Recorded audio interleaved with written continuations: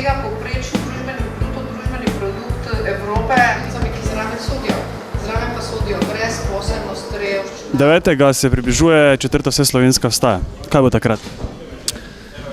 Takrat vsaj iz mojega vidika, mislim, kako jaz dojemam to 4., zdaj glede na to, kaj se pa zgodilo vmes, dojemam kot neko proslavljanje odhoda enega osebka, ki je res ogromno škodil tej državi, in jaz mislim, da bo pač ta 4. vseslovenska vstaja minila, vse v obliki nekega proslavljanja, plus nekega zavedanja, da je to komaj začetek, ker pač tisti, ki mislijo, da smo naredili nekaj, se motijo. Pač potrebne so res korenite spremembe, ki pa se ne bodo zgodile samo z odstopom enega premierja.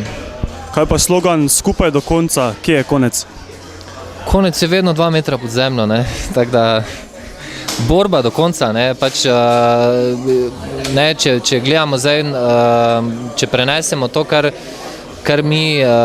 je družba današnja, mi smo šli malo, oddaljili smo se od narave, za nas je preživetje, za ene se rodijo za srebrno žlico in nimajo problemov, drugače pa je narava nastavljena tako, da je konstantno borba, in pač vsi se na nek način borimo, imamo osebne bitke, imamo druge bitke, z družinami, prijatelji, punce, družba in tako dalje, tako da borba bo vedno do konca.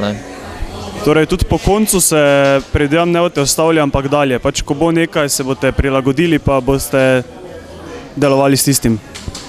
Ja, zdaj cilj, zdaj pač vemo, da neke idealne družbe ne bomo dosegli, pa mogoče si je tudi niti ne želimo, na koncu koncev, ker raznovrstnost je tista, ki dela življenje pač to, kaj življenje je,